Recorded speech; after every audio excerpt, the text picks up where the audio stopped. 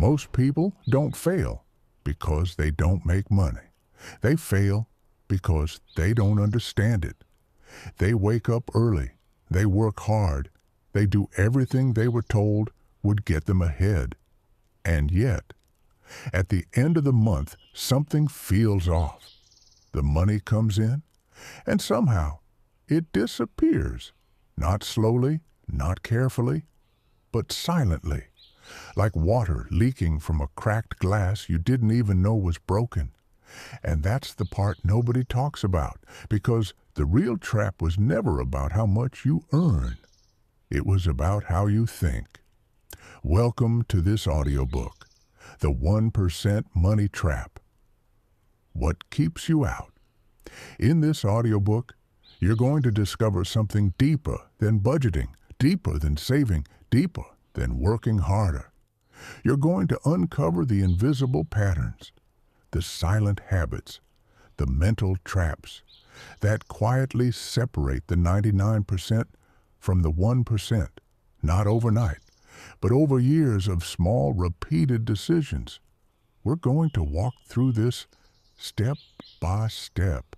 You will see why money slips through your hands even when you earn more, how your environment silently programs your financial ceiling, the emotional triggers that keep you stuck in cycles of spending and stress, why discipline matters more than income, and how the 1% thinks differently, not just about money, but about value itself. And let me be clear about something. This is not financial advice. This is awareness. Because once you see the trap, you can't unsee it. And once you understand it, you can finally step out of it.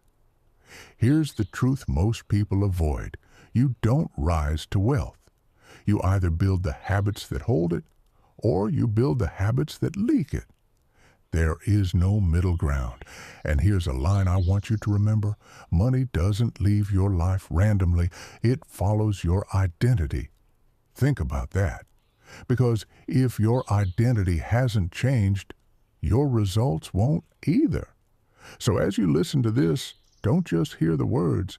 Measure yourself against them. Where are you leaking? Where are you avoiding? Where are you pretending things are fine when they're not?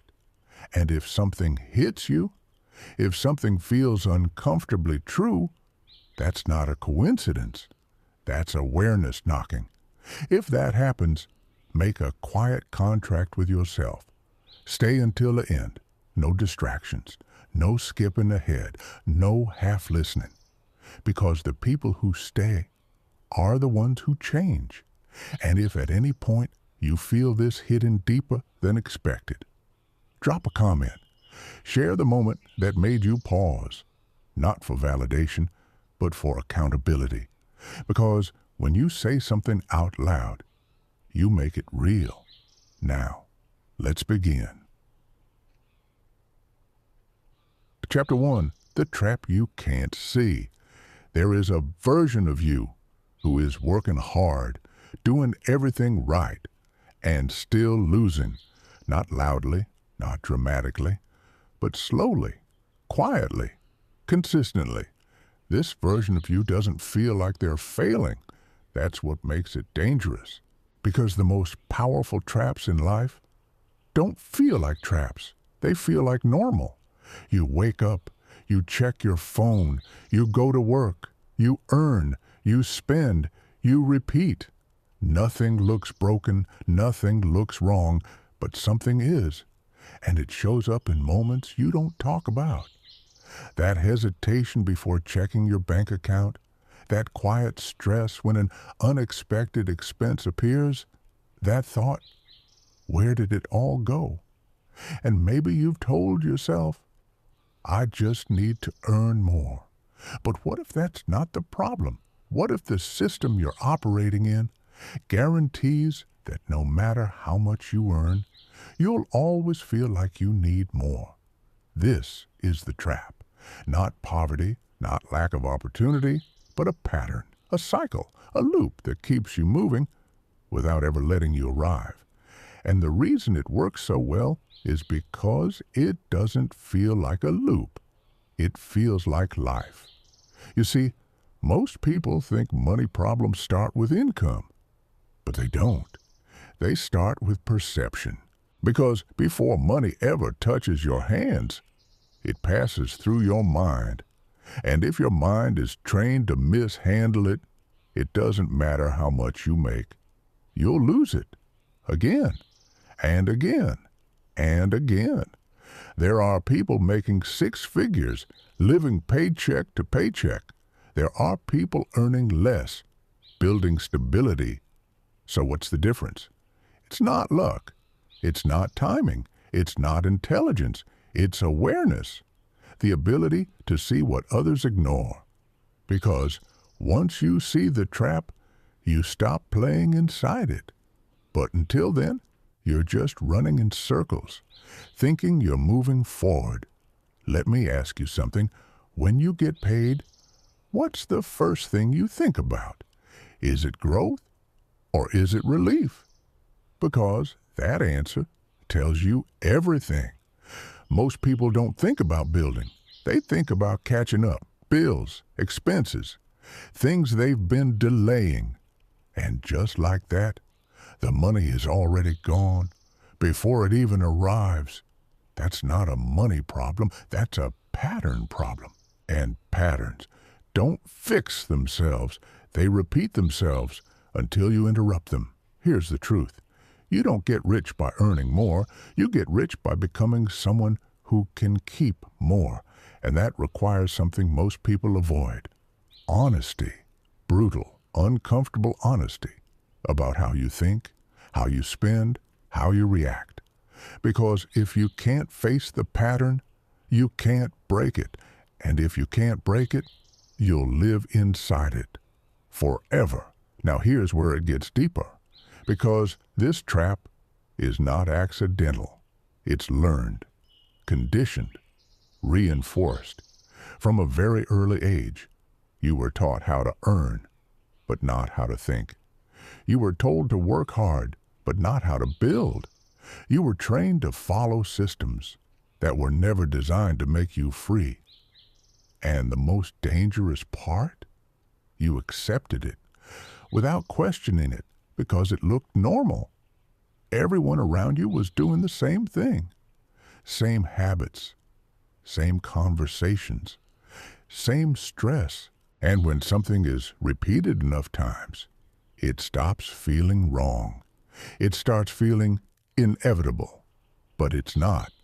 And in the next chapter, we're going to break something open, something most people never question, something that shapes your entire financial life without you even realizing it, the place where the trap begins, long before your first paycheck.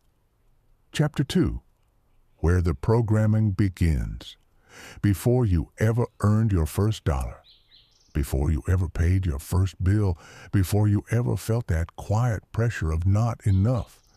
Your financial identity was already being written, not by you, but by everything around you.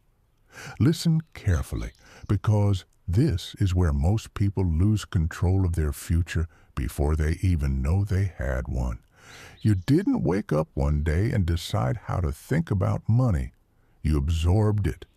From conversations at the dinner table, from the way your parents reacted to bills, from the stress in their voice when money got tight, from the silence when things weren't okay, from the jokes about being broke, from the fear around risk, from the idea that this is just how life is, and without realizing it, you built a blueprint, a quiet internal script that says, this is what money feels like.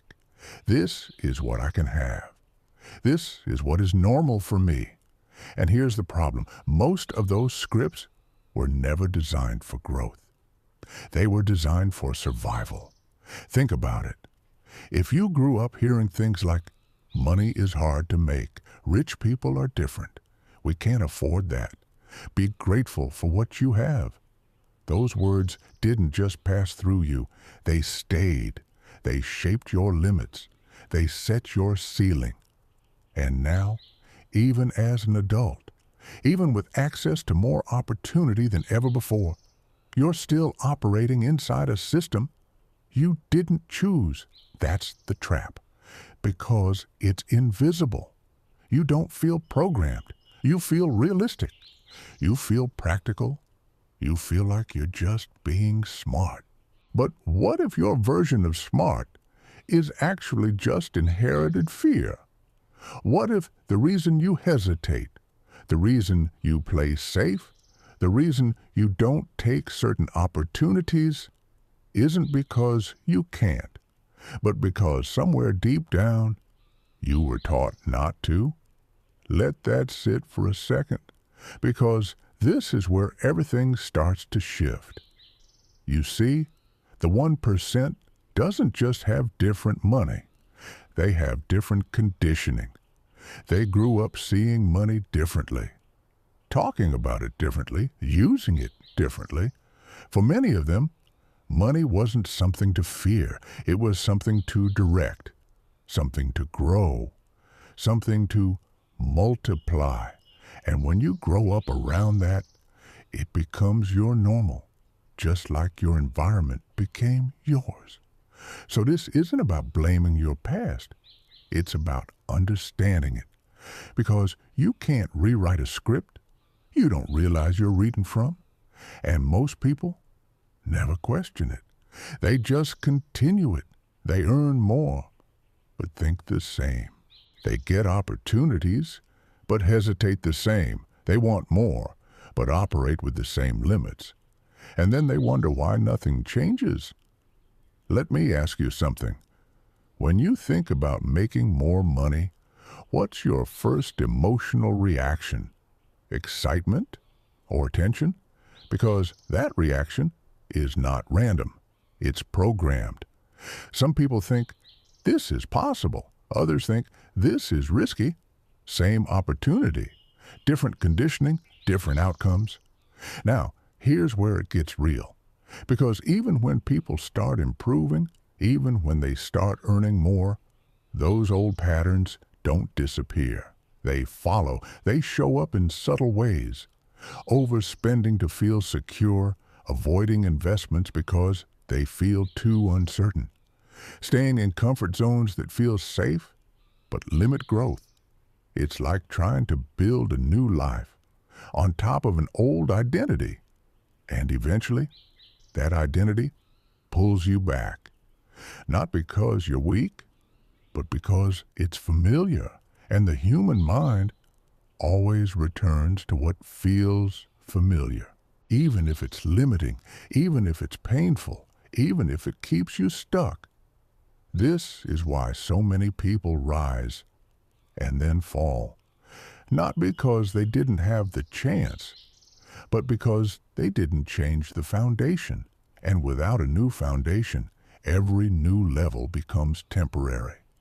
So the real question is not, how do I make more money?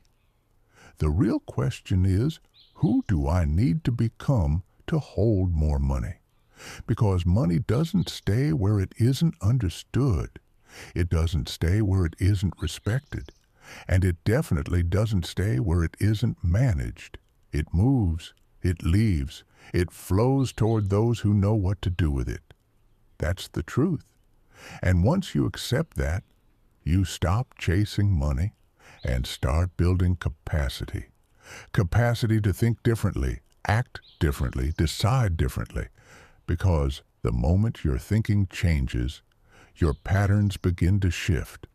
And when your patterns shift, your results follow. Not instantly, but inevitably. So here's what I want you to do. Pause and ask yourself honestly, what did I learn about money growing up? Not what you think now, not what you heard online, but what's actually inside you. What feels automatic? What feels normal? Because that is your starting point.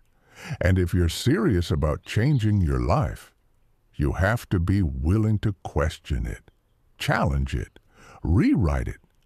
Because the next chapter is where we go deeper.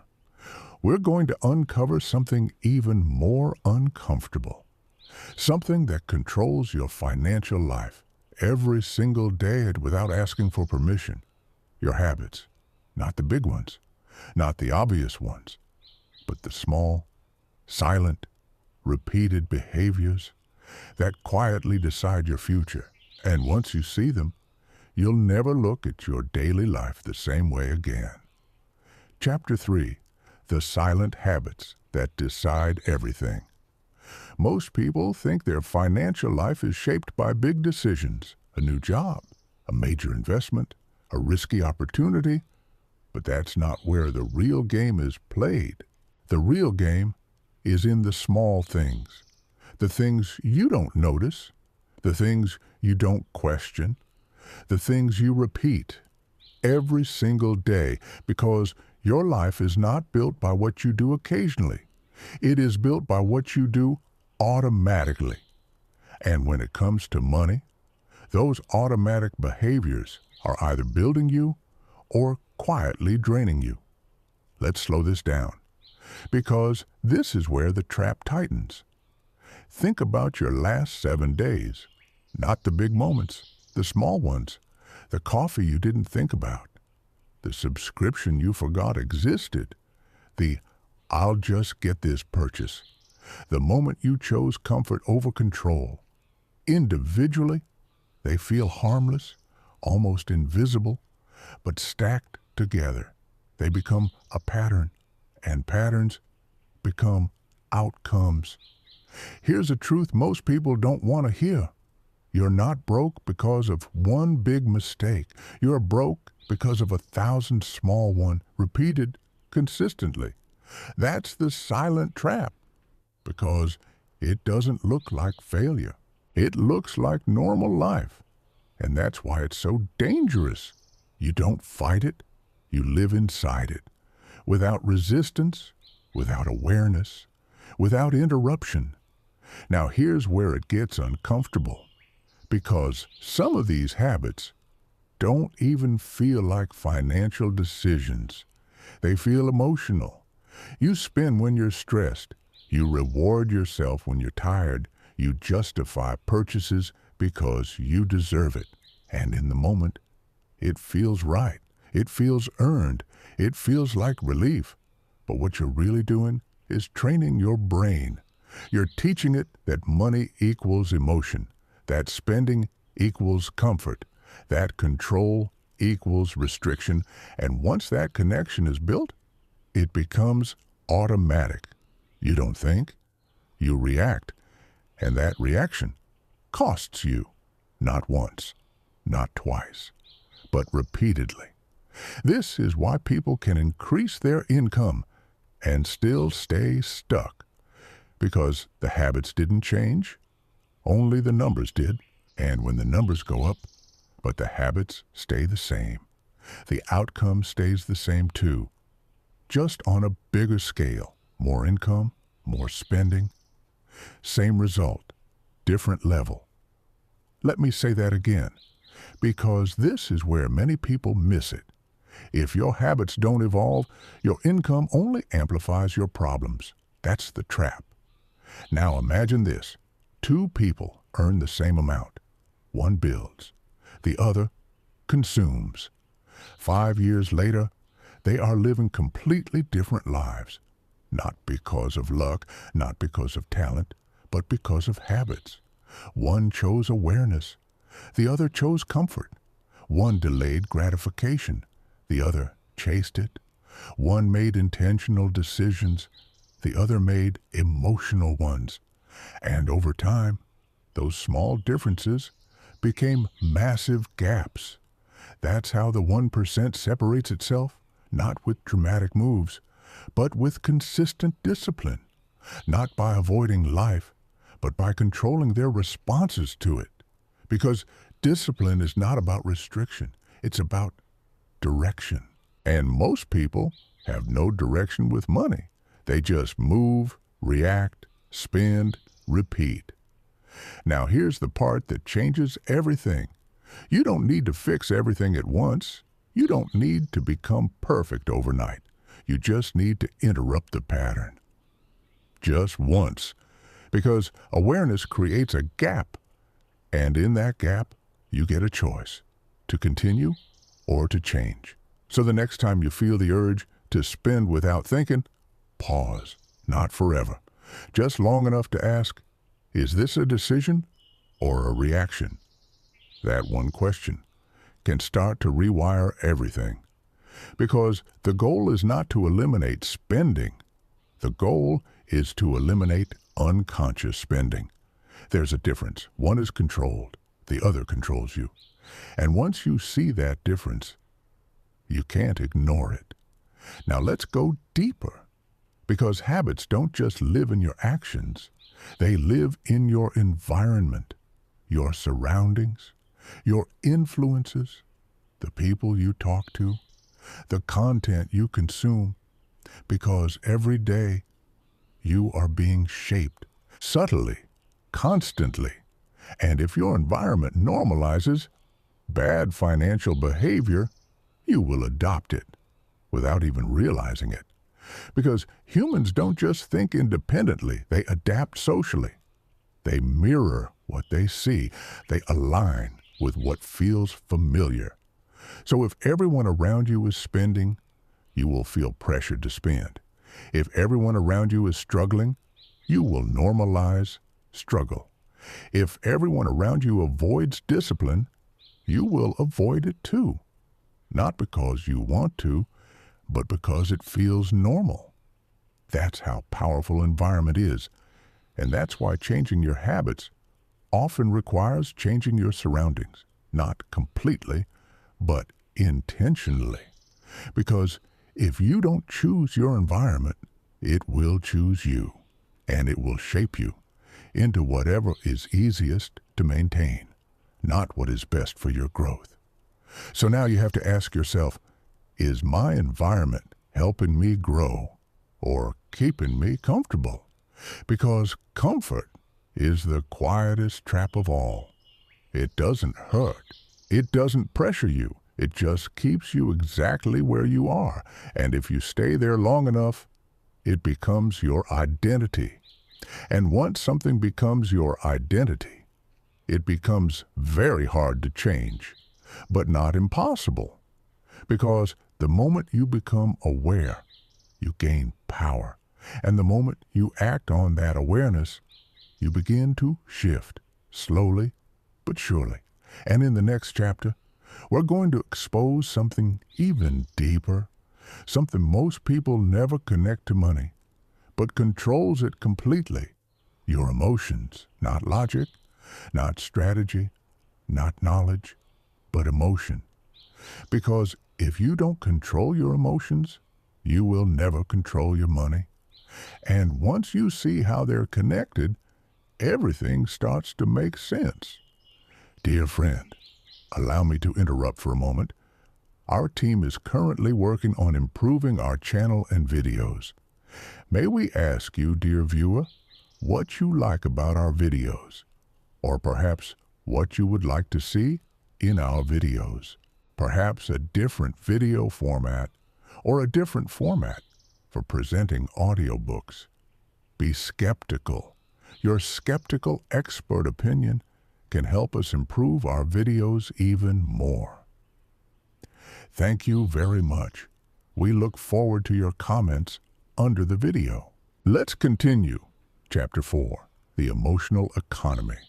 Most people believe money is logical, numbers, budgets, spreadsheets, strategies, but that's not how most people actually live, because money is emotional. Every decision you make with it, every action you take, is influenced by how you feel in that moment, not what you know, what you feel. And that's where the real trap lives, because emotions are fast. They don't wait. They don't analyze, they react. And when your financial life is driven by reaction, you lose control. Quietly, repeatedly. Think about this. Have you ever bought something not because you needed it, but because you felt something? Stress, boredom, frustration. even happiness. You didn't plan it, you didn't calculate it, you just did it. And afterward, maybe you justified it. It wasn't that much, I deserved it, I'll balance it later. But that moment, that emotional decision, is where control was lost. Not in the amount, in the pattern, because every time you let emotion lead, you strengthen the habit. You make it easier next time, faster next time, automatic next time, until one day you're not even aware of it anymore. You're just living it. This is what most people never connect. They think their problem is income or opportunity or lack of knowledge. But the truth is, they are reacting their way through life. And money is just one of the things they react with. Let's go deeper, because emotions don't just cause spending, they also cause hesitation, fear of investing, fear of starting something new, fear of losing, fear of being wrong. And so instead of moving forward, people stay still. They hold on to what they have. They avoid risk. They delay action. And they tell themselves, I'm being careful. But in reality, they're being controlled. Because fear feels like logic. It sounds reasonable. It sounds smart. But if it stops you from growing, it's not protecting you. It's limiting you. Now here's the balance. Because not all emotions are bad. Emotion gives you awareness. It signals importance. It tells you what matters. But it was never meant to lead your decisions. It was meant to inform them. There's a difference. One controls you. The other guides you. And most people don't know the difference. So they spend when they feel. They avoid when they feel. They decide based on the moment instead of the outcome. And over time, those emotional decisions shape their entire financial life. Let me give you a simple truth. If your emotions control your money will control your life. Because you will always be reacting, always adjusting, always catching up, never building, never stabilizing, never stepping ahead. Now imagine the opposite. Imagine becoming someone who feels emotion but doesn't obey it. Someone who notices the urge but pauses. Someone who experiences stress but doesn't spend to escape it. Someone who feels fear but still moves forward with clarity. That person is dangerous not to others but to limitations, because they are no longer predictable. They don't follow the same patterns. They don't repeat the same cycles. They choose, and choice is power. So how do you get there? It starts with awareness. Not control, not perfection, just awareness. The next time you feel the urge to spend, don't stop it immediately. Observe it. Where is it coming from? What are you feeling? What are you trying to escape or create? Because most spending is not about the thing. It's about the feeling behind it. Once you understand that, you stop treating the symptom and start addressing the cause. And when you address the cause, the pattern begins to weaken, not instantly, but consistently. Now here's where it gets even deeper, because emotions are not just internal. They are triggered externally by the world around you, advertisements, social media, comparison, status. You see someone living a certain life, and suddenly you feel behind. You feel like you need more. You feel like you should be doing better, and that feeling pushes you to act, to spend, to prove something to yourself, to others. But here's the truth. Most of what you see is not reality. It's presentation, curated, filtered, designed to trigger emotion, because emotion drives action, and action drives consumption. That's the system, and if you're not aware of it, you become part of it. Without realizing it, you start chasing an image instead of building a life. And that chase never ends because there's always something more, something better, something just out of reach. And as long as you're chasing, you're not building, you're reacting again and again and again. So you have to step back. You have to detach, not from ambition, but from illusion. Because the goal is not to look wealthy, it's to become stable. The goal is not to impress others, it's to control yourself. And that shift changes everything. Now let's bring this together.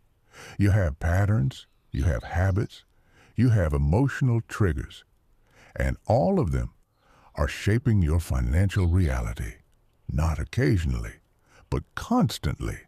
And if you don't take control of them, they will continue to take control of you. But once you do, once you start seeing clearly, something powerful happens. You slow down, you become intentional, you stop reacting, and you start deciding, and in that moment, you step out of the trap. Not completely, but consciously, and that's the beginning. Because in the next chapter, we're going to uncover something even more dangerous, something that looks positive, but quietly keeps people stuck for years. The illusion of progress. Because sometimes the biggest trap is believing you're moving forward when you're actually standing still. Chapter 5. The illusion of progress. There is a version of failure that feels like success. It doesn't hurt. It doesn't panic you. It doesn't wake you up at night. In fact, it makes you feel like you're doing just fine. That's what makes it dangerous.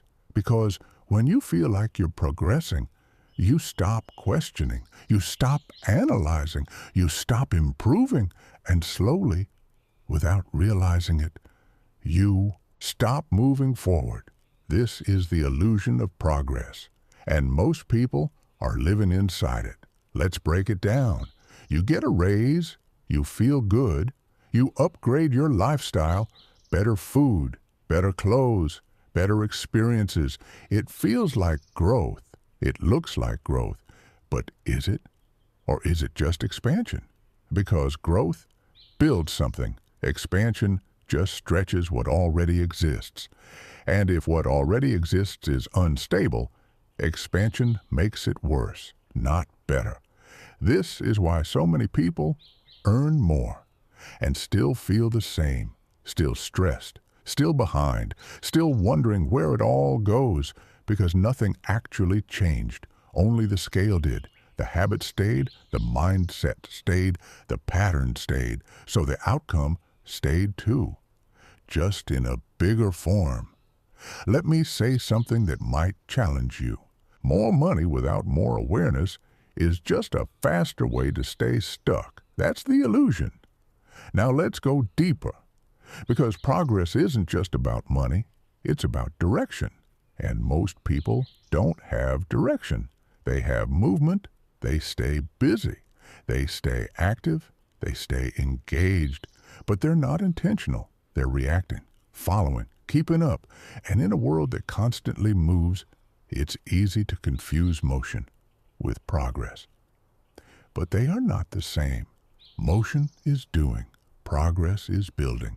Motion feels productive, progress creates results. And if you don't know the difference, you will spend years moving without ever arriving. Now ask yourself honestly, are you building or are you just staying busy? Because there's a difference between working hard and working forward. And most people are just working hard. They wake up, they complete tasks, they earn, they spend, they repeat. And at the end of the year, they feel like they've done a lot. But when they look closer, nothing meaningful has changed. That's not progress. That's maintenance. And maintenance keeps you in the same place. Now here's where it gets even more subtle. Because sometimes the illusion of progress is emotional. You feel like you're improving. You feel motivated. You feel inspired. You watch content.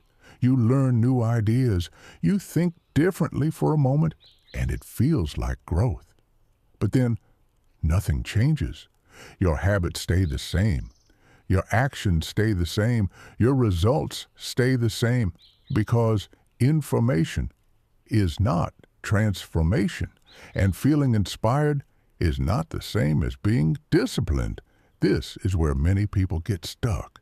They consume, they learn, they think, but they don't apply. And without application, nothing moves. You don't need more ideas. You need more execution. You don't need more motivation. You need more consistency. Because progress is not what you know. It's what you repeat. Now let's bring this back to money, because the illusion shows up everywhere. Saving a little, but not building anything. Budgeting, but still reacting emotionally. Earning more, but spending more. Learning, but not implementing. On the surface, it looks like progress, but underneath, the pattern is unchanged. And that's the key. Real progress changes patterns. It shifts behavior. It creates stability. It builds something that lasts. Anything else is temporary. And temporary progress leads to permanent frustration because you feel like you're trying, but nothing sticks. You feel like you're moving, but nothing grows. And eventually, you start to question yourself. Why isn't this working? Why do I still feel stuck? Why does it feel like I'm going in circles? Because you are. But not because you're failing, because you're repeating. And repetition without correction creates cycles. Cycles that look like progress, but lead nowhere. So how do you break it? You slow down. You stop chasing movement. And you start measuring outcomes, not effort, not intention, results. Because results don't lie. They tell you exactly what's working and what's not. If your situation hasn't improved, something hasn't changed. And if something hasn't changed, you need to go deeper, not wider, deeper into your habits, deeper into your thinking, deeper into your decisions. Because surface-level change creates surface-level results, and deep change creates lasting transformation. Now here's the shift. You stop asking, what am I doing? And you start asking, what is this building? Because that question forces clarity. It forces intention. It forces direction. And once you have direction, progress becomes real, not emotional, not temporary, but measurable. And when progress becomes real, confidence follows. Not fake confidence, not temporary motivation, but grounded confidence. The kind that comes from knowing you're actually moving forward. And that changes everything, because now you're not guessing anymore. You're building. And in the next chapter, we're going to expose something even deeper. Something that quietly controls your ceiling no matter how hard you work, your identity. Not what you say, not what you want, but who you believe you are. Because until your identity changes, your results will always return to what feels familiar. And that is where the real transformation begins. Chapter 6. The Identity Ceiling. There is a limit in your life that no amount of effort can break. Not because you're not working hard enough. Not because you don't deserve more, but because you don't believe you can hold more. And that limit is your identity. You see, every person has an internal standard, a quiet, invisible line that says, this is who I am. This is what I can have. This is how far I go. And no matter what happens on the outside, your life will always return to match that line. That's the ceiling. And most people never question it. They try to push past it with effort, with motivation, with temporary discipline, but eventually they fall back, not because they failed, but because they returned to what feels familiar. Let me explain. Have you ever seen someone finally start making more money only to lose it, or sabotage it, or somehow end up right back where they started? That's not bad luck. That's identity. Because if your identity says, I'm someone who struggles with money, then no matter how much you earn, you will find a way to recreate that struggle, maybe through spending, maybe through poor decisions, maybe through hesitation. But it will happen because your actions always align with your self-image. And if those don't match, your mind will correct it. Subconsciously, automatically, powerfully. This is why real change feels uncomfortable, because it requires you to become someone new, not temporarily, but consistently, and that's where most people stop. They want new results without a new identity. They want more money without becoming someone who manages money well. They want growth without discomfort. But it doesn't work like that, because money doesn't just respond to action. It responds to identity. Let me give you something to sit with. You don't get what you want. You get what you are. And if that challenges you, it should, because it means the work is deeper than you thought. Now here's the shift. Instead of asking, how do I make more? You start asking, who do I need to become? Because once that changes, everything else follows. Not instantly, but inevitably. So what does that look like? It means becoming someone who doesn't panic when money comes in, someone who doesn't rush to spend, someone who sees money as a tool, not an escape, not a reward, not a temporary solution, but a resource, something to direct, something to grow, something to protect. That's a different identity. And that identity creates different behavior, calmer decisions, more patience, more control, more clarity. And over time, those behaviors create different results, stronger stability, better opportunities, more freedom, not because you chased it, but because you became aligned with it. Now here's where it gets real, because changing identity is not about saying new words. It's not about affirmations. It's not about pretending. It's about proof. Small, consistent proof. Actions that reinforce the new version of you, because your mind doesn't believe what you say. It believes what you do. So if you say, I'm disciplined with money, but your actions don't match, your identity doesn't change. But if you start making small decisions that align with discipline, your mind begins to update, slowly but powerfully. You skip one unnecessary purchase. You track one expense. You pause before reacting. You make one intentional decision, and in that moment, you send a signal. This is who I am now. And if you repeat that again and again, your identity begins to shift. Not overnight, but permanently. Now imagine this.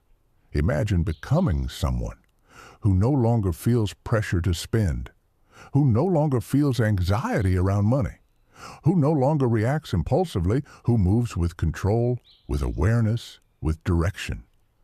That person is not trapped. That person is building. And that difference changes everything, because now you're not fighting your habits. You're aligned with them. You're not forcing discipline. You are disciplined. And when identity and action align, progress becomes natural. Effort becomes easier. Decisions become clearer, and life starts to move differently. But here's the truth. Most people will never reach this point. not because they can't, but because they won't go deep enough. They'll stay at the surface. They'll look for shortcuts. They'll chase quick wins, but they won't change who they are.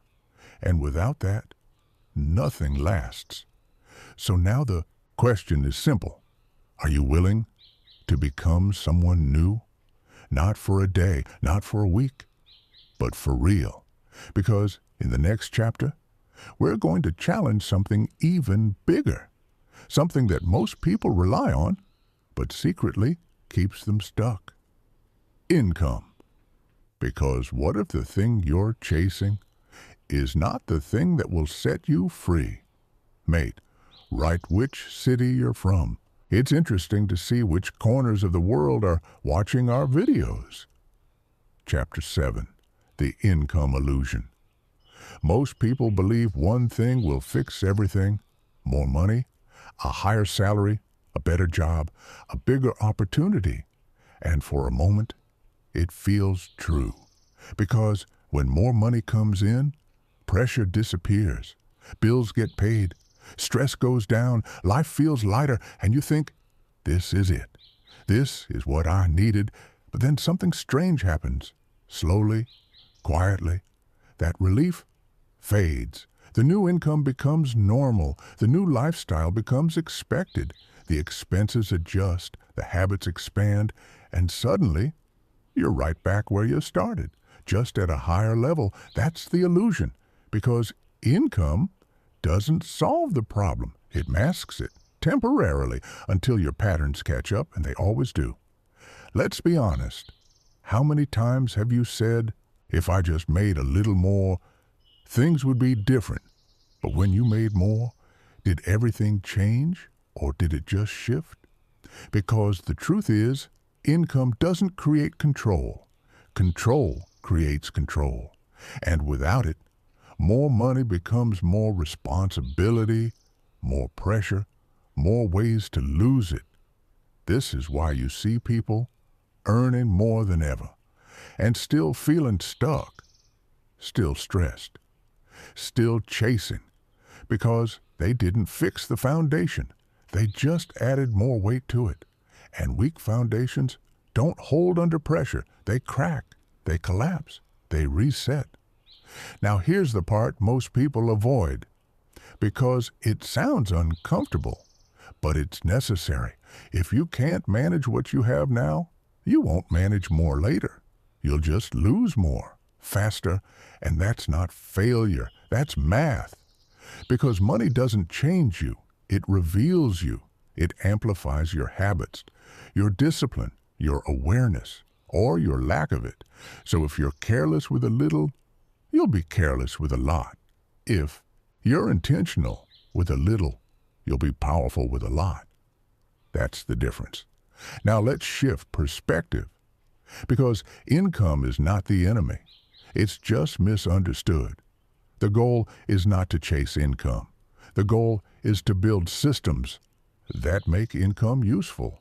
Because money without structure disappears, but money with structure multiplies. That's what the 1% understands. They don't just earn, they allocate, they direct, they control, they know where every dollar goes before it arrives. Not obsessively, but intentionally. Because intention creates clarity, and clarity creates power. Now compare that to most people. Money comes in, and decisions happen in the moment. No plan, no structure, just reaction, and reaction always loses to intention. Every time. Now, here's where it gets even more real, because income addiction is a thing, always chasing the next increase, the next opportunity, the next jump, without ever mastering what you already have. And that creates a dangerous cycle, because you become dependent on more. More money to fix old problems, more income to feel secure, more growth to feel progress. But that feeling never stabilizes, because it's external, and anything external can be taken away. So your peace becomes unstable. Your confidence becomes conditional. Your life becomes reactive. And that's not freedom. That's dependence, just at a higher level. So the real shift is this. You stop chasing more and start mastering enough. Not settling, not limiting yourself, but building control first. Because once you can control what you have, you create a base, a foundation, and from that foundation, growth becomes sustainable, not temporary, not fragile, but stable. Now imagine this. Imagine having the same income, but feeling completely different, calm, clear, in control, no stress, no confusion, no reaction. That's not about how much you make. That's about how you manage. And that's available right now, at your current level, if you choose it. So instead of asking, how do I earn more? Ask, how do I use what I already have better? Because that question builds power. It forces awareness. It creates structure. And once you have that, more income becomes an advantage, not a distraction. Now here's the deeper truth. Income is temporary. It comes, it goes, it changes. But skills, discipline, awareness, those stay. And those are what actually create wealth. Not the number, the behavior, because wealth is not an event. It's a pattern, a repeated set of decisions made over time. And if you don't build that pattern, no amount of income will save you. So now the question becomes, are you chasing money or are you building mastery? Because one keeps you running, the other sets you free. And in the next chapter, we're going to expose something even more subtle, something that looks like intelligence, but quietly keeps people poor.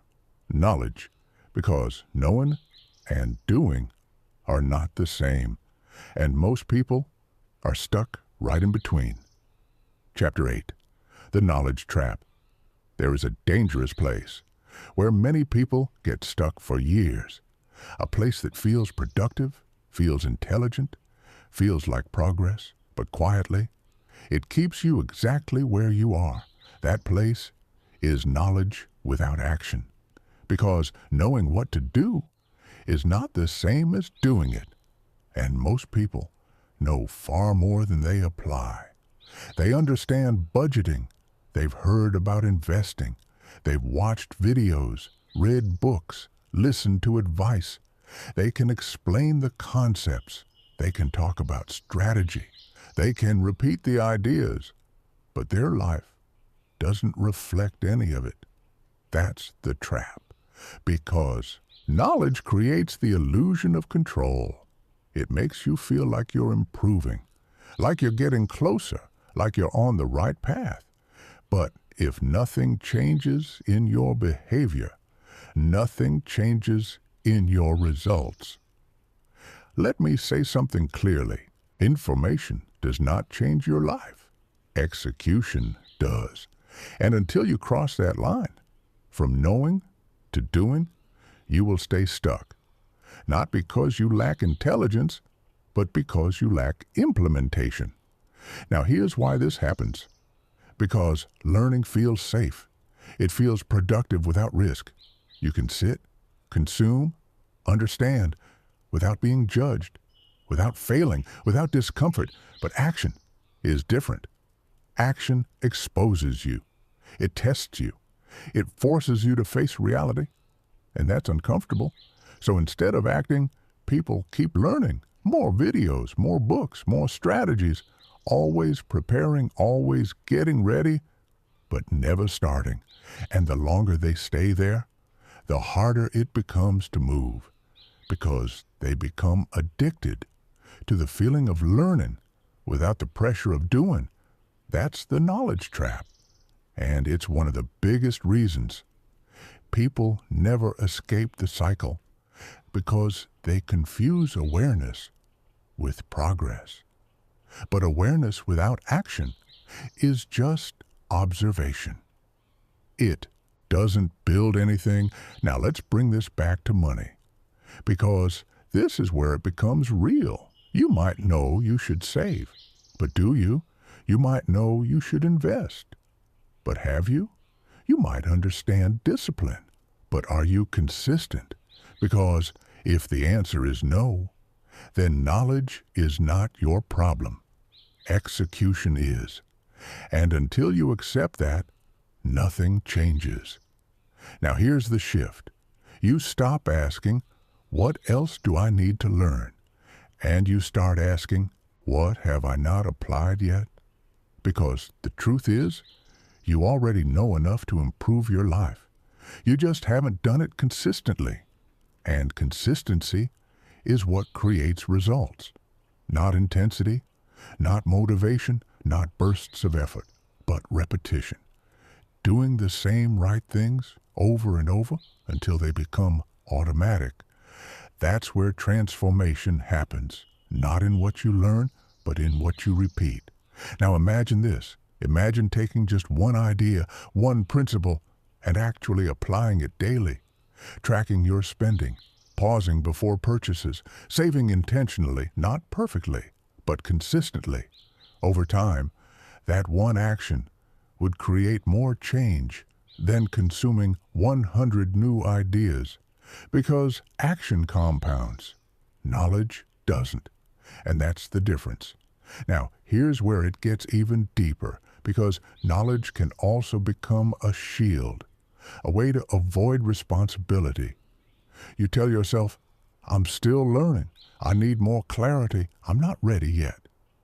But what you're really saying is, I don't want to risk being uncomfortable. And that's honest, because action requires courage. It requires you to move without guarantees, without perfect conditions, without certainty. And most people wait for certainty. But certainty never comes. Only clarity through action. That's how it works. You don't think your way into confidence. You act your way into it. You don't wait until you're ready. You become ready by starting, and once you understand that, everything changes, because now you stop delaying, you stop preparing endlessly, you start moving, even if it's small, even if it's imperfect, because movement breaks the cycle.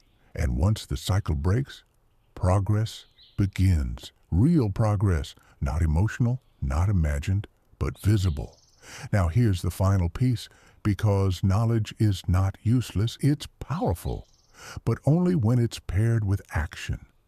Because knowledge gives you direction, action gives you results, and together they create growth. But separated, they create frustration. So the goal is simple: learn, then apply, immediately. Not later, not someday, now. Because the longer you wait, the harder it becomes. And the more you delay, the more you reinforce the habit of not acting. So start small. Choose one thing, one change, one action, and commit to it.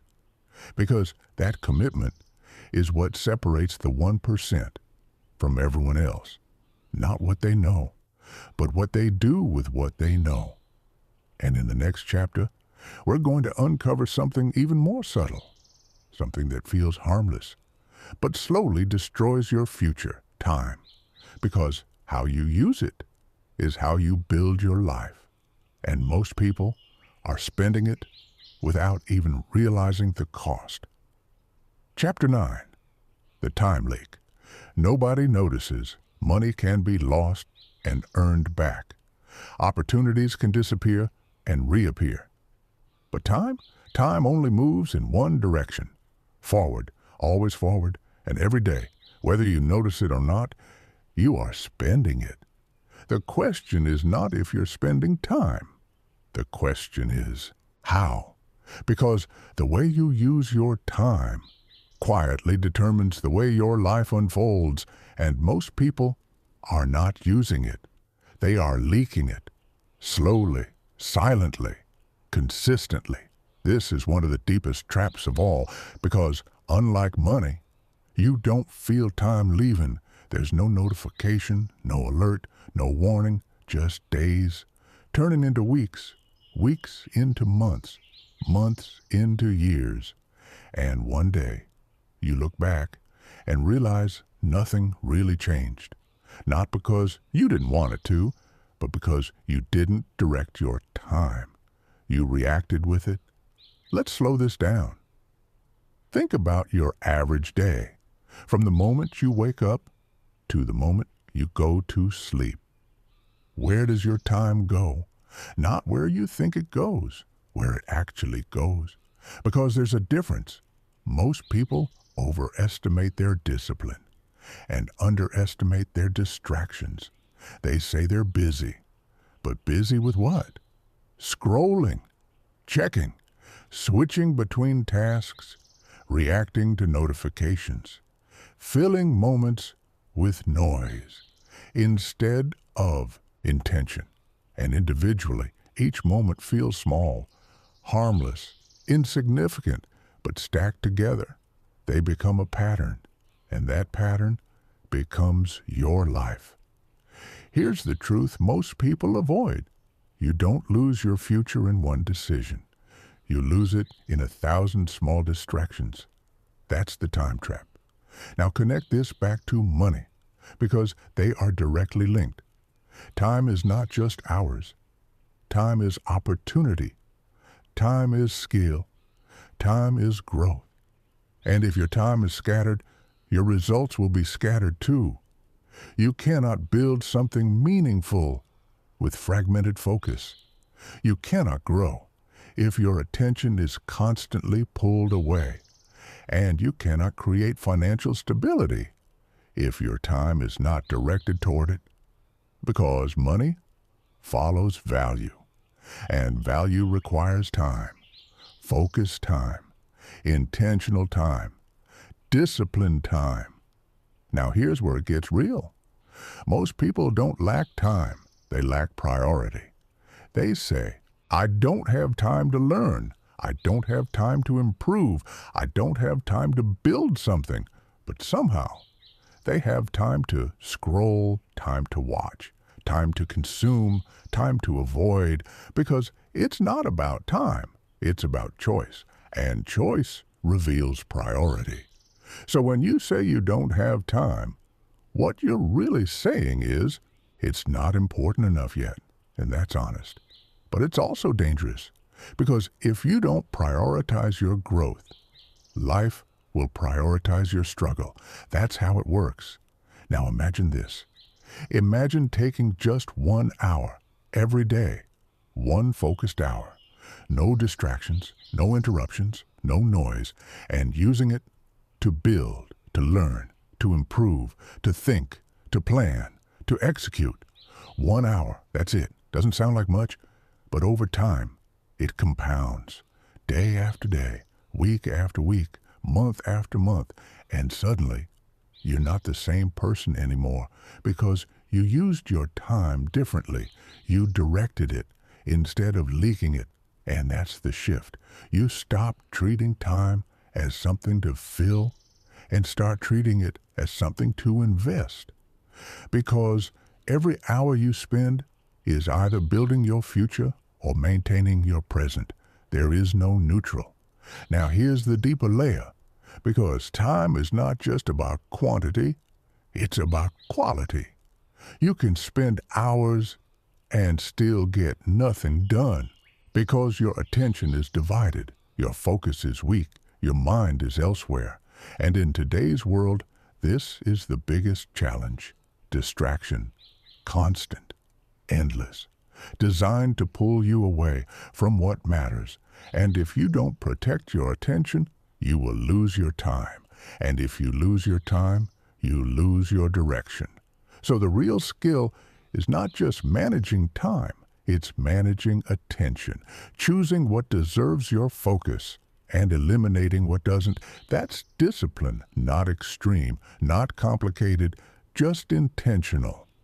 Now ask yourself honestly, how much of my day is actually focused, not busy? Focused. Because that answer will show you exactly where you are, and more importantly, where you're going. Because your future is not something that happens later. It's something you build daily through small, consistent, intentional use of time. Now, here's the final truth. The 1% doesn't just value money, they value time more because they understand something most people ignore. Money can be created from time, but time cannot be created from money. Once it's gone, it's gone. So they protect it, they structure it, they direct it because they know that's where everything begins. And if you want to step out of the trap, you have to do the same, not perfectly, but consciously. Because the moment you take control of your time, you take control of your life. And in the next chapter, we're going to uncover something even more uncomfortable, something most people avoid completely, but secretly controls everything: responsibility. Because until you take full ownership, nothing truly changes. Chapter 10, The Responsibility Shift. There is a moment that separates people who stay stuck from people who change everything. It's not a big moment. It's not loud. It doesn't come with applause. In fact, most people avoid it because it's uncomfortable, it's heavy, and it removes every excuse. That moment is responsibility. Full responsibility, not partial, not selective, not convenient. Complete ownership of your life, your decisions, your habits, your results. Because until you take that, you will always stay in the same place. Let's be real. It's easy to blame the economy, the system, your past, your environment, your job, your lack of opportunity, and sometimes those things are real. They exist. They create pressure. They create limitations. But here's the truth most people don't want to accept. Blame explains your situation, but it does not change it. And if you stay in explanation, you never move into action. That's the trap. Because blame feels justified. It feels accurate. It feels fair. But it also keeps you powerless. Because if something else is responsible, then you are not. And if you are not responsible, you are not in control. And if you are not in control, nothing changes. So the shift is simple, but not easy. You stop asking, why is this happening to me? And you start asking, what can I do about it? That one question changes everything because it puts the focus back on you, on your choices, on your actions, on your power. Now let's connect this to money, because this is where most people struggle. They say, I don't earn enough. I have too many expenses. I can't get ahead. And again, those may be true. But the deeper question is, what am I doing with what I have? Because responsibility doesn't start when things are perfect. It starts where you are, with what you have, right now. And that's where growth begins. Not later, not someday, now. Because if you wait for perfect conditions, you will wait forever. There will always be something missing, something uncertain, something uncomfortable. That's life. And the people who move forward are not the ones with perfect conditions. They are the ones who take responsibility despite them. Now here's where it gets deeper, because responsibility is not about guilt. It's not about blaming yourself. It's about ownership. There's a difference. Guilt keeps you stuck in the past. Ownership moves you into the future. Guilt says, I messed up. Ownership says, I can fix this. Guilt creates shame. Ownership creates action, and action is what changes your life. So if you've made mistakes, good. That means you have something to learn from. If you've wasted money, good. Now you understand the cost. If you've delayed, avoided, ignored, good. Now you see the pattern, because awareness combined with responsibility, creates power. Now here's the real shift. You stop waiting for someone to save you because no one is coming. Not your boss, not your friends, not the system, not luck. And that's not negative. That's freeing. Because if no one is coming, it means it's in your hands. And if it's in your hands, you can do something about it right now. Not perfectly, but intentionally. Now imagine this. Imagine waking up and knowing that every decision you make is shaping your future, not someday, today. Every choice, every action, every habit. And instead of avoiding that, you embrace it. You lean into it. You take control. That's responsibility. And once you step into that, something changes. You stop complaining. You stop blaming. You stop waiting. And you start building. Piece by piece. Decision by decision. Day by day. Now here's the truth. This is not easy. It requires honesty. It requires discipline. It requires facing things you've been avoiding, but it also gives you something nothing else can. Control, real control, not over everything, but over yourself. And that is enough, because once you control yourself, you can navigate anything. Money, time, decisions, challenges, everything becomes manageable. Not easy, but manageable. And that's where real progress begins. So from this point forward, you make a decision. No more excuses, no more waiting, no more blaming, just ownership.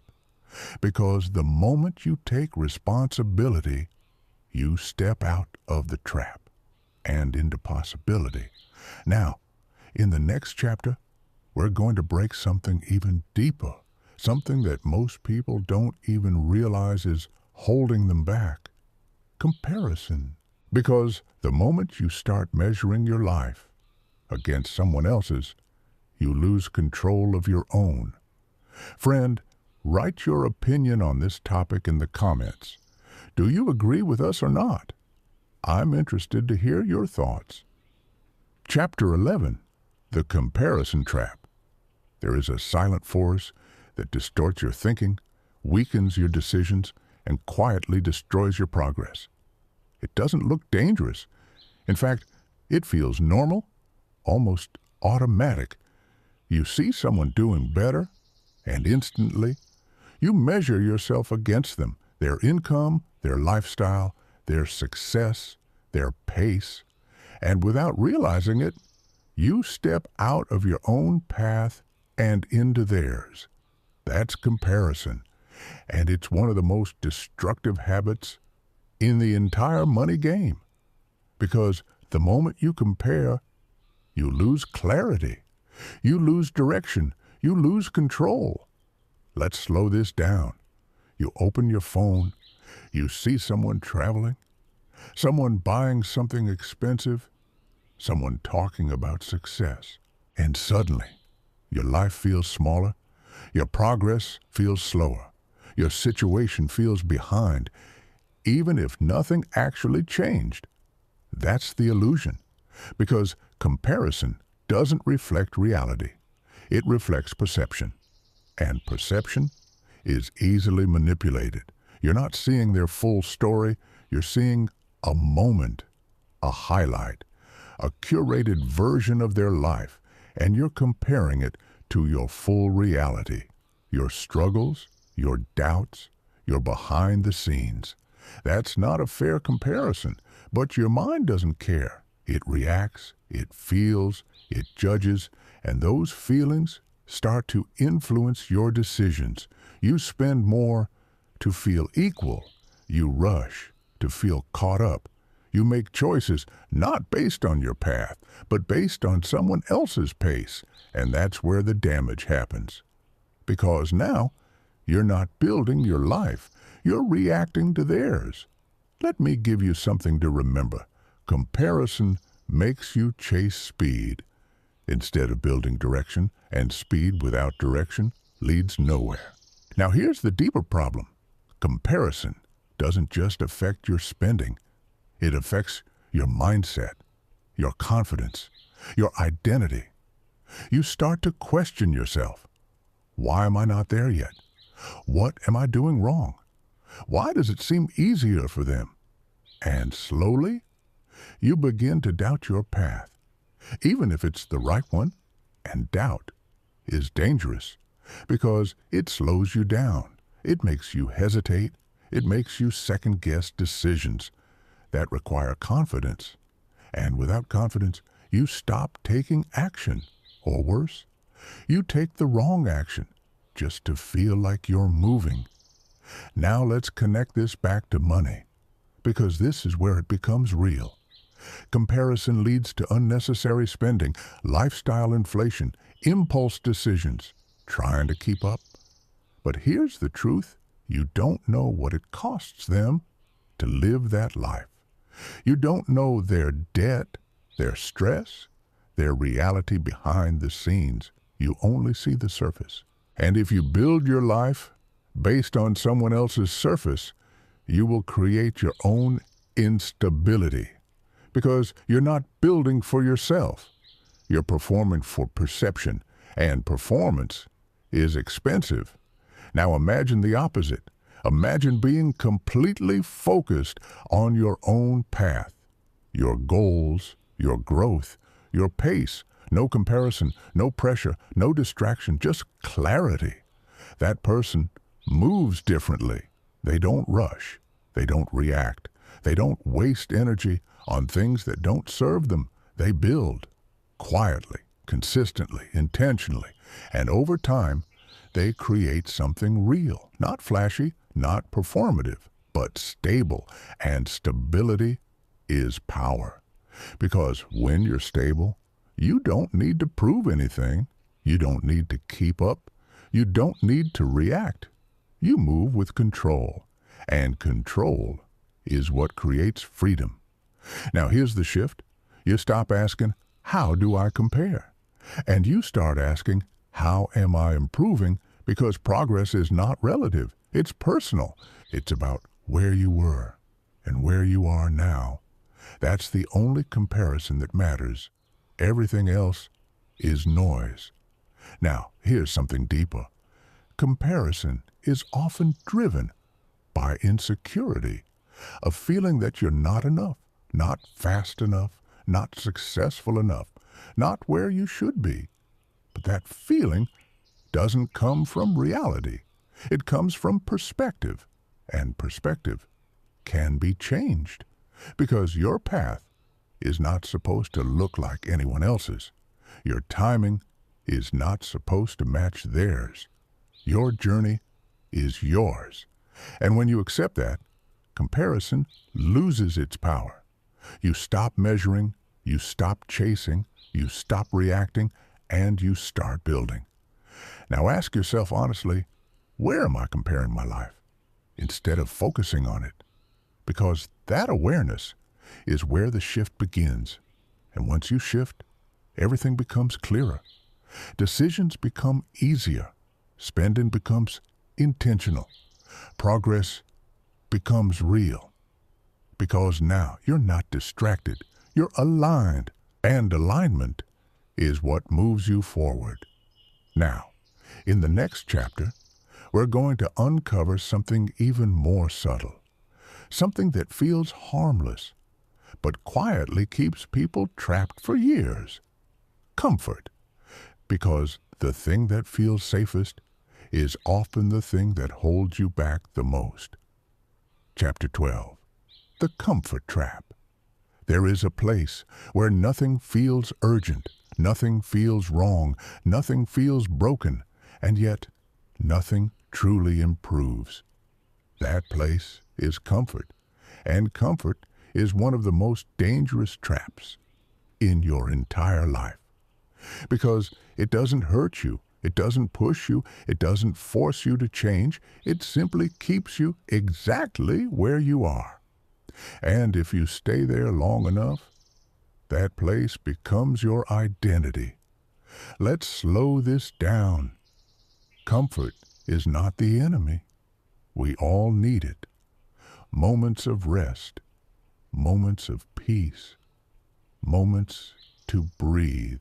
But when comfort becomes your default, when it becomes your standard, when it becomes the thing you protect at all costs, that's when it turns into a trap. Because growth does not live in comfort. It lives just outside of it, in the decisions that feel inconvenient, in the actions that feel uncomfortable, in the moments where discipline is required, but not desired. That's where change happens. And most people avoid those moments, not consciously, but consistently. They choose the easier option, the quicker reward, the familiar path. And over time, those choices build a life that feels safe but goes nowhere. Now here's where it connects to money, because comfort shows up in subtle ways. You avoid checking your finances because it feels stressful. You delay learning because it feels overwhelming. You keep the same habits because they feel familiar. You stay in the same situation because it feels predictable. And in each of those moments, you choose comfort over growth. And that choice, repeated enough times, creates stagnation, not failure, not collapse, just stillness. And stillness, over time, becomes frustration. Because deep down, you know you could be doing more. You know you could be better. But you're not. Not because you can't, but because you're comfortable. Let me give you a truth that most people resist. Comfort will keep you safe, but it will never make you free. And if freedom is what you want, you have to be willing to step into discomfort, not once, but repeatedly. Now let's go deeper, because comfort is often disguised. It doesn't always look like doing nothing. Sometimes it looks like staying busy with the wrong things. You're working, you're moving, you're doing something, but you're avoiding what actually matters, avoiding the hard conversations, avoiding the disciplined decisions, avoiding the uncomfortable changes. And because you're doing something, it feels acceptable, but it's not growth. It's avoidance in motion. And that's even more dangerous, because now you don't even realize you're stuck. You think you're progressing, but you're just circling. Now imagine this. Imagine choosing discomfort on purpose, not extreme, not reckless, but intentional. You sit down and face your numbers. Even if it's uncomfortable, you say no to something unnecessary. Even if it feels restrictive, you invest time into learning something new. Even if it feels difficult, you take control instead of avoiding. And in those moments, you build something, not externally, internally. Strength, discipline, clarity. And those qualities change everything. Because once you become someone who can handle discomfort, you become someone who can grow. Now here's the key. Discomfort is temporary, but growth is permanent. Comfort feels good now, but costs you later. Discomfort feels hard now, but rewards you later. And your life is shaped by which one you choose more often. Now ask yourself honestly, where am I choosing comfort when I should be choosing growth? Because that awareness is the turning point.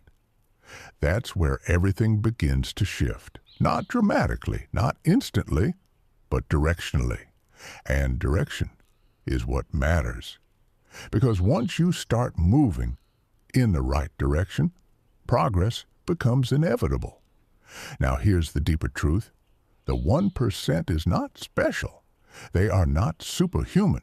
They simply built a relationship with discomfort. They don't avoid it. They use it. They lean into it. Because they understand something most people don't. Discomfort is not a signal to stop. It's a signal that you're growing. And once you reframe it, Once you stop fearing it and start using it, everything changes. You stop hesitating. You stop delaying. You stop avoiding. And you start building. Now, in the next chapter, we're going to uncover something even more subtle. Something that most people misunderstand completely. Discipline. Because it's not what you think. And once you understand it properly, it becomes one of the most powerful tools you will ever have. Chapter 13. The Discipline Misconception.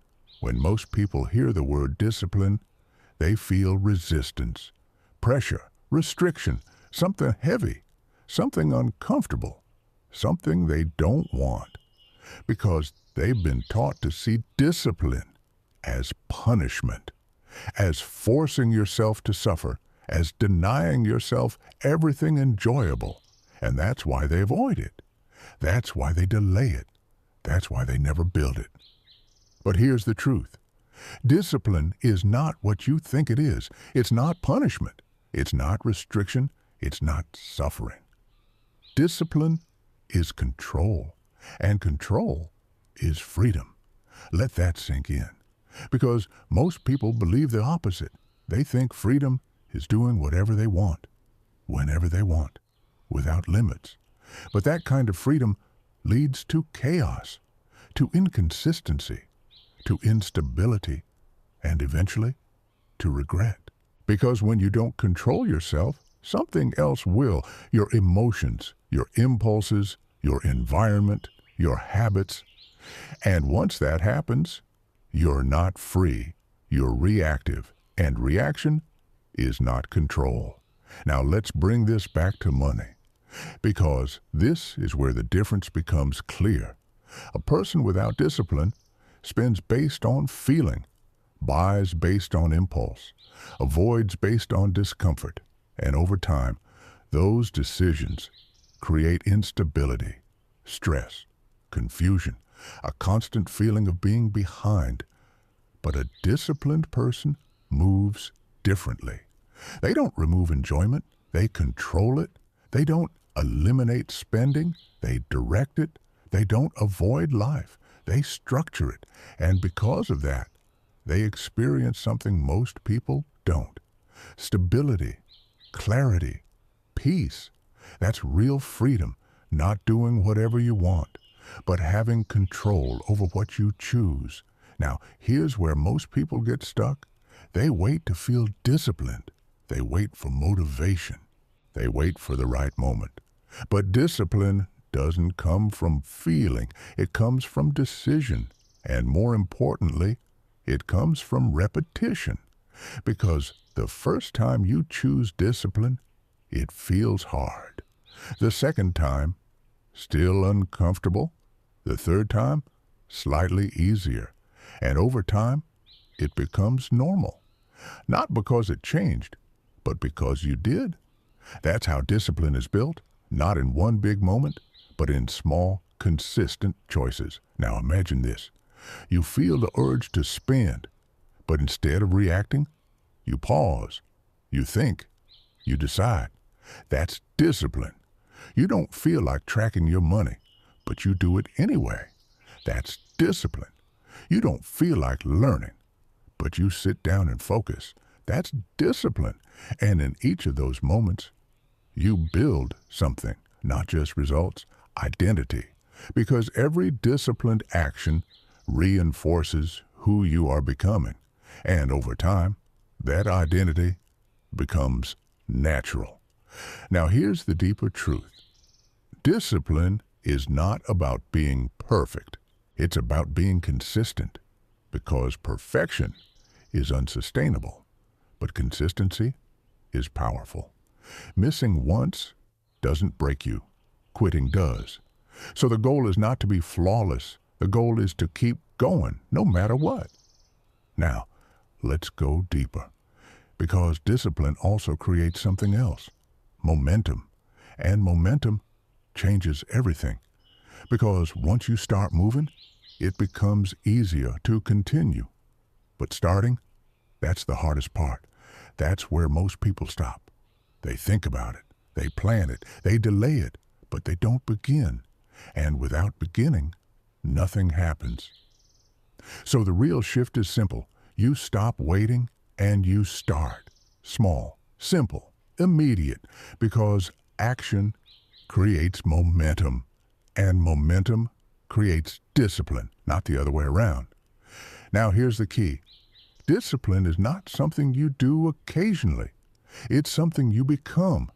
It's how you think, how you decide, how you live. And once it becomes part of you, everything changes. Money becomes easier to manage. Time becomes easier to control. Decisions become clearer. Life becomes more stable. Not because things are easier, but because you are stronger. And that strength is what separates the 1% from everyone else. Not talent, not luck, not opportunity, but discipline. The ability to do what needs to be done, regardless of how you feel. Now ask yourself honestly, where am I relying on motivation instead of building discipline? Because that awareness is the shift. That's where you stop waiting and start becoming. Now, in the next chapter, we're going to uncover something even deeper, something that most people misunderstand completely. Value. Because money is not the goal. It's a reflection. And once you understand what it reflects, you stop chasing it and start attracting it. Chapter 14, the value shift. Most people chase money. They think about it. They worry about it. They work for it. They measure their success by it. And because of that, they misunderstand it. Because money is not the goal. It's a result, a reflection, a response to something deeper. And until you understand what that is, you will keep chasing money without ever truly holding it. Let's slow this down. Why does money exist? Not in theory, in reality, in your life, in every transaction, every exchange, every decision. Money is not just currency, it is value. Stored, transferred, measured. When you earn, you are being rewarded for value. When you spend, you are exchanging value. That's the system. Simple. But most people never think about it this way. They think, how do I get more money? Instead of asking, how do I create more value? And that shift changes everything because money follows value. Always. Not instantly, not perfectly, but consistently. Now here's the problem. Most people try to increase income without increasing value. They want more without becoming more. And when that happens, the system breaks. Because you cannot sustain income that is not supported by value. It won't last. It will fluctuate, disappear, reset. That's why you see people rise quickly and fall just as fast. Because the foundation wasn't strong enough. The value wasn't there. Now let's bring this closer. What value do you create? Not what you think, not what you say. What actually exists? What do you provide? What do you solve? What do you improve? Because money flows toward solutions, toward usefulness, toward impact. And if you're not focused on that, you're chasing the wrong thing. Let me give you something to remember. The market doesn't pay you for effort. It pays you for value. You can work hard and still struggle because effort alone is not enough. Value is what matters. Now here's where it gets deeper. Value is not just external, it's internal. Your skills, your thinking, your discipline, your ability to solve problems, to communicate, to adapt, to grow. Those things increase your value. And as your value increases, your opportunities increase, your income potential increases, your leverage increases, not because you forced it, but because you became aligned with it. Now imagine this. Two people work the same number of hours. One builds skills, the other repeats tasks. 5 years later, they are not in the same place because one increased their value, the other stayed the same, and money followed that difference. That's how it works, not instantly, but inevitably. Now here's the shift. You stop asking, how can I make more money? And you start asking, how can I become more valuable? Because that question puts you in control. It focuses on what you can build, what you can improve, what you can develop. And once you do that, money becomes a byproduct, not a chase. Now let's go even deeper, because value is also about perception. Not just what you do, but how it's seen, how it's communicated, how it's positioned. You might have skills, but if you don't present them well, they don't translate into opportunity. That's another layer, because value must be visible to be rewarded. And most people either overestimate or underestimate their value. Both are dangerous. Overestimation leads to frustration. Underestimation leads to stagnation, but clarity leads to growth. Understanding where you are, what you bring, and where you can improve, that's where real progress begins. Now here's the truth. Becoming valuable takes time. It takes effort. It takes discipline. But unlike chasing money, it compounds, it builds, it strengthens, and once it reaches a certain level, everything changes. Opportunities become easier to access. Income becomes easier to increase. Decisions become more strategic, because now you're not chasing, you're attracting. Now ask yourself honestly, am I focused on earning or becoming? Because that answer will determine your future. Not today, not tomorrow, but over time.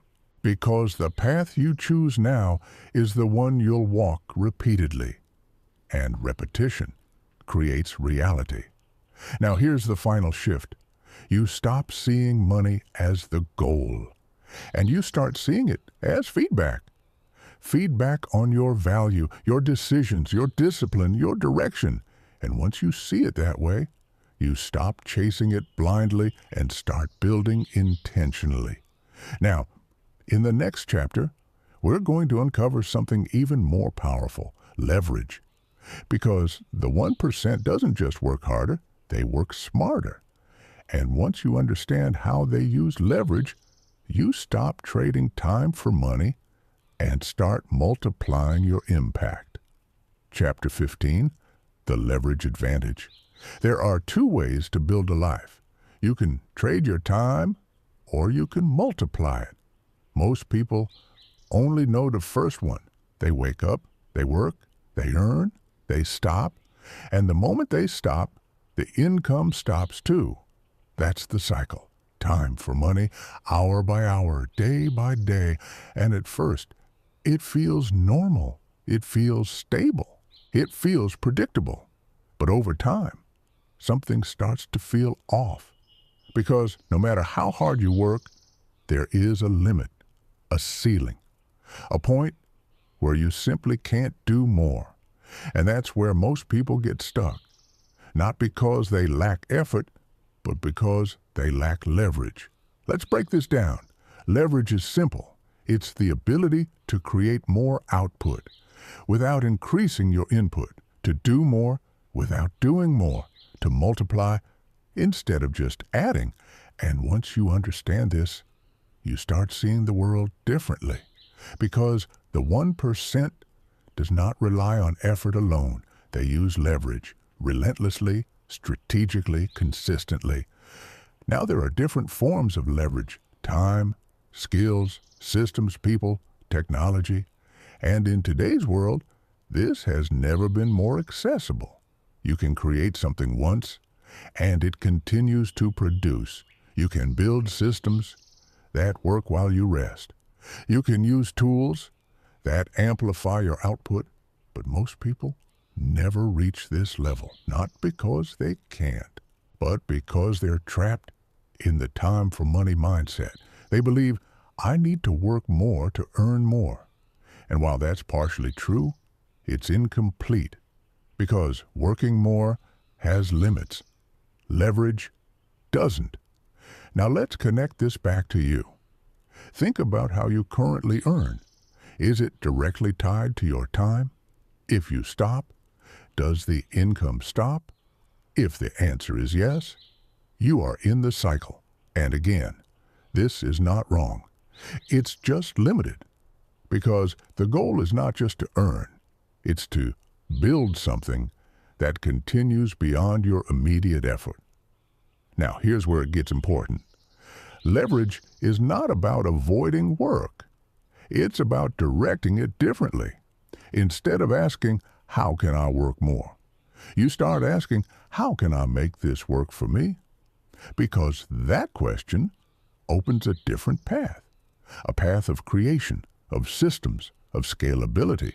Now imagine this. Instead of repeating the same task over and over, you build a process, something that can be reused, something that saves time, something that grows. That's leverage. Or instead of relying only on your effort, you build skills that increase your output, communication, problem solving, adaptability. These things amplify your results. That's leverage. Or you use tools, technology, automation to extend what you can do. That's leverage. And over time, those small advantages create massive differences because while others are adding, you are multiplying. Now here's the truth. Leverage requires patience. It requires thinking long-term. It requires building something before you fully benefit from it. And that's why most people avoid it, because they want immediate results, immediate reward, immediate feedback. But leverage is a delayed reward system. You invest now to benefit later, and that requires discipline, vision, trust in the process. But once it starts working, everything changes because now you're not just earning, you're building, you're not just working, you're creating. And that shift is what separates levels. Now here's something deeper. Leverage is not just external, it's internal. Your thinking, your decisions, your habits. When you improve those, everything you do becomes more effective, more intentional, more aligned. That's leverage too, because now you're not wasting energy, you're directing it. Now ask yourself honestly, am I only trading time, or am I building something that grows? Because that answer will define your future, not today, but over time. Because if you stay in the cycle, you stay limited. But if you build leverage, you expand. Now, here's the final truth. The 1% doesn't just work harder. They think differently. They build differently.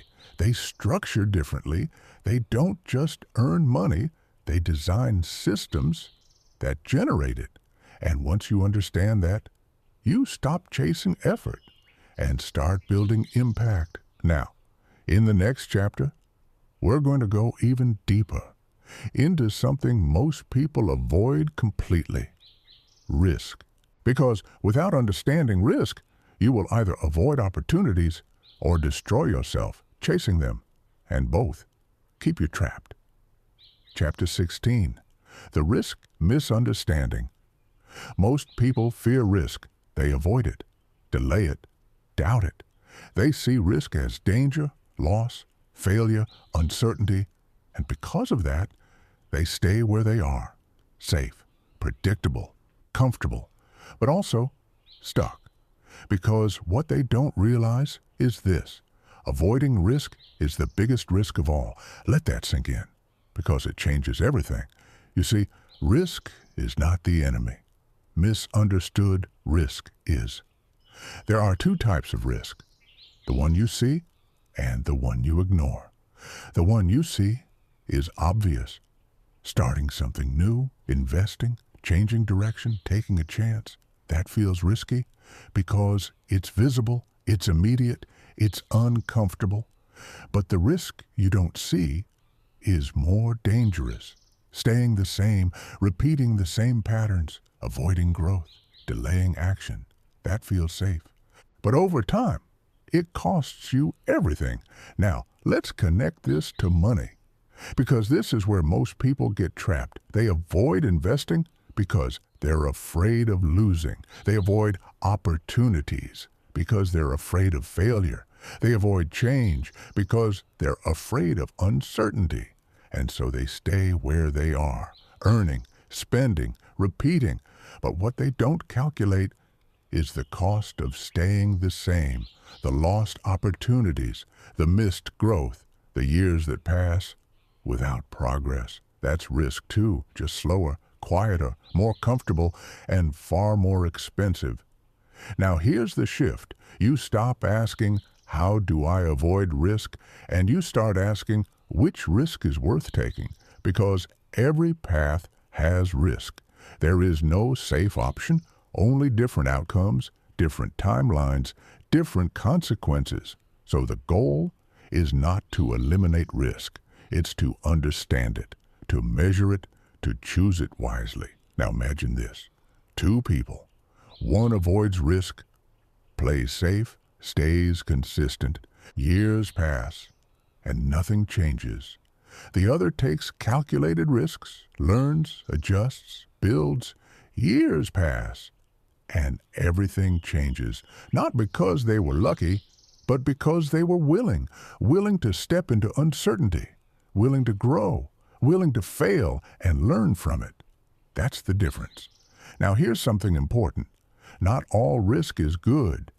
Reckless risk is not growth. It's gambling. It's emotional, unplanned, reactive, and it leads to loss. But calculated risk is different. It's intentional, informed, measured. You understand the downside. You prepare for it. You accept it. And you move forward anyway. That's power. Because now you're not guessing. You're deciding. Now let's go deeper.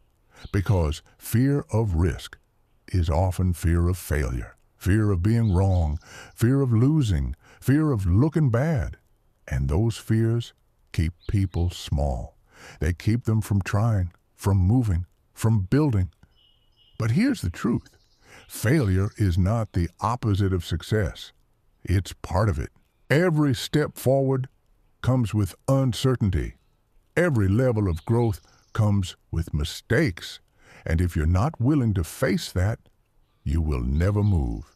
You will stay where it's safe, where it's predictable, where nothing changes. Now ask yourself honestly, am I avoiding risk or am I avoiding growth? Because often they are the same.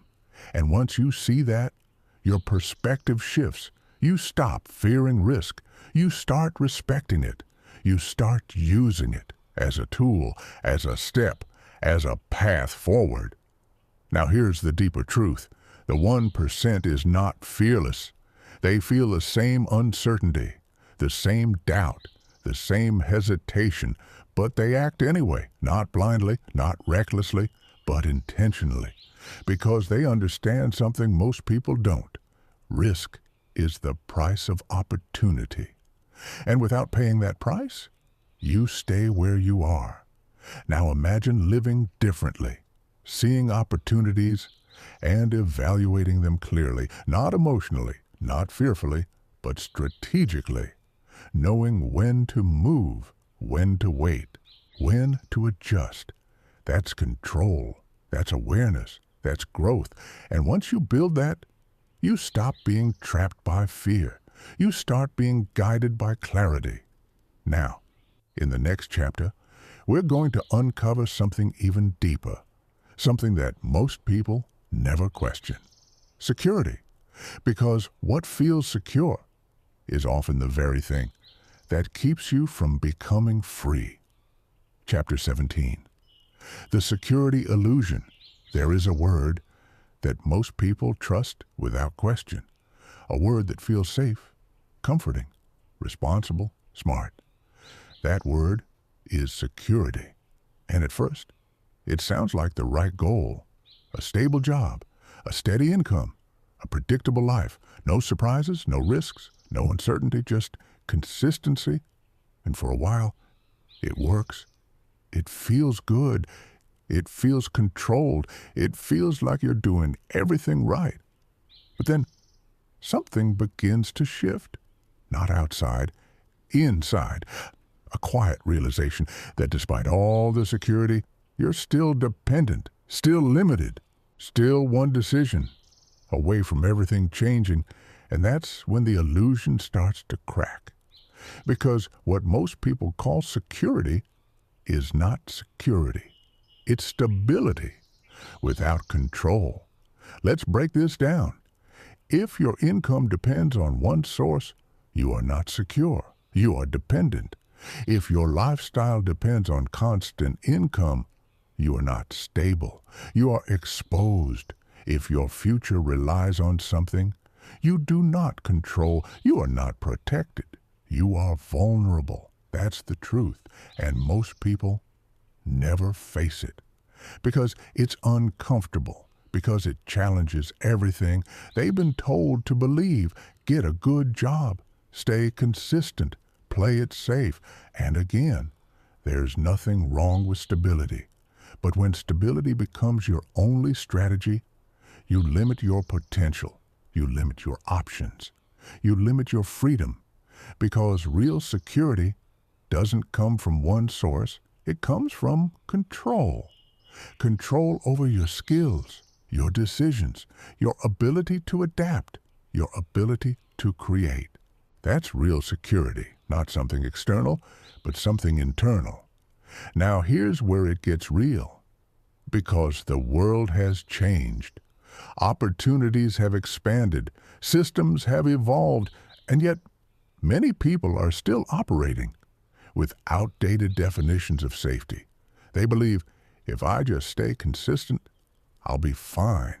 But what happens when consistency is disrupted? When industries shift? When systems change? When things you relied on no longer exist? That's not hypothetical. That's reality. And if you're not prepared for it, it hits hard. Now imagine the opposite. Imagine building multiple paths, multiple skills, multiple ways to create value, not scattered, but intentional, so that no single point of failure can break you. That's security. Because now, you're not relying on one thing. You're building resilience. And resilience is what protects you. Now here's the shift. You stop asking, how do I stay safe? And you start asking, how do I stay adaptable? Because adaptability is the new security. The ability to adjust, to learn, to move, to create, no matter what happens. That's power. Now let's connect this back to money, because this is where the illusion is strongest. People save, they earn, they maintain, and they believe that's enough. But without growth, without expansion, without building beyond that, they stay in place. And staying in place in a changing world is actually moving backward. That's the part most people don't see, because change is constant, whether you participate in it or not. So if you're not growing, you're falling behind, quietly, gradually, but inevitably. Now here's something deeper. Security is not about avoiding change. It's about preparing for it, embracing it, using it. Because those who adapt survive, and those who resist struggle. That's how it works. So the goal is not to eliminate uncertainty. It's to become someone who can handle it, navigate it, use it. And once you reach that point, fear begins to fade. Not completely, but enough. Enough to move, enough to act, enough to build. Now ask yourself honestly, am I truly secure or just comfortable? Because those are not the same. Comfort feels safe, but security is built. And once you understand that, you stop relying on external stability. and start creating internal strength. Now here's the final truth. The 1% doesn't rely on one path. They build options. They create flexibility. They design their lives so that they are not trapped. And that's what real freedom looks like, not the absence of work, but the presence of choice. Now, in the next chapter, we're going to uncover something even more powerful, something that connects everything you've learned so far, momentum. Because once you understand how to build it, you stop starting over and start moving forward without stopping. Chapter 18, The Power of Momentum. There is a force that can carry you further than motivation ever will, a force that makes things easier, faster, more natural, a force that turns effort into flow. That force is momentum, and once you build it, everything changes, because life becomes less about starting and more about continuing. Let's be honest. Starting is hard. Starting requires energy, focus, discipline. It feels heavy, uncertain, uncomfortable. That's why most people stay stuck. They start, then stop, start again, then stop again. Always resetting, always beginning from zero. And that cycle is exhausting, not because the work is hard, but because they never build momentum. Now here's the truth. Success is not about starting strong, it's about not stopping. And that's where momentum comes in. Because once you start moving, and you keep moving, things begin to shift. Actions become easier. Decisions become faster. Resistance becomes weaker because you're no longer fighting yourself. You're flowing forward. Now let's connect this to everything we've built so far: habits, discipline, time, responsibility, value, leverage, risk. All of these feed into momentum, and when they align, you create something powerful. Consistency, because consistency is what builds momentum, not intensity, not bursts of effort, not motivation, but repetition, showing up again and again and again, even when it's boring, even when it's slow, even when it doesn't feel like it's working. That's where momentum is built, in the invisible phase. Now imagine this. You make one good decision. It feels small, almost insignificant, but then you repeat it. The next day, and the next, and the next. There's only one thing left: action. Because knowledge without action is just potential. And potential means nothing if it's never used. So this is your moment. Not tomorrow, not next week, now. A quiet decision, a personal contract, not with anyone else, but with yourself.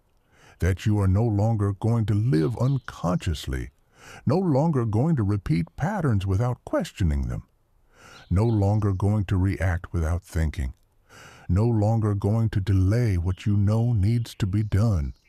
You decide that from this point forward, you are intentional, aware, disciplined, focused, not perfectly, but consistently, because consistency is what creates everything. Now here's something important. You don't need to change your entire life today. You don't need to make a dramatic shift. You don't need to prove anything. You just need to start. Small, simple, real. One decision, one action, one shift, and then repeat it. Because repetition is what builds identity, and identity is what builds your life. Now imagine this. Weeks pass, months pass, and you don't stop. You don't fall back. You don't drift. You stay aligned. And over time, your life begins to reflect it. More control, more clarity, more stability, more growth, not because of luck, but because of you. Because you chose differently and kept choosing. Now here's the truth. Most people will not do this.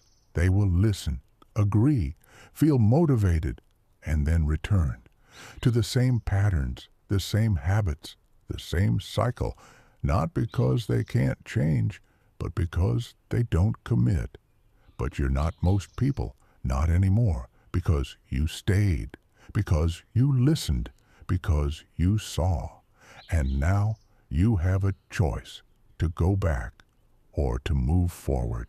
And if something in this audiobook resonated with you, if something made you stop and think, if something felt uncomfortably true, don't ignore it. That's your signal. That's your moment. So here's what I want you to do. Not for me, for you. Make it real. Leave a comment and write one thing you are changing starting today. One habit, one decision, one action. Because when you say it, you commit to it. And commitment is where transformation begins. And if this audiobook gave you clarity, if it challenged your thinking, if it shifted something inside you, hit like. Not for approval, but as a contract with yourself. A signal that you're not just listening, you're acting. And if you're serious about growth, about discipline, about becoming someone who builds, not reacts, then subscribe. Not for content, for consistency, for accountability, for staying aligned with the version of you you're becoming. And if you know someone who is stuck in the same cycle, share this with them, not to convince them, but to give them a chance to see what you've seen. Because sometimes one perspective can change everything. Now, we close this audiobook with one final truth, a line to carry with you, a line to remember. When things feel unclear, when habits pull you back, when comfort calls louder than growth, here it is. You don't escape the money trap by earning more. You escape it by becoming someone who no longer falls into it. And once you become that person, the trap disappears. Not because it changed, but because you did. This is your beginning. Move forward, stay aware, stay intentional, and build the life you now know is fully within your control.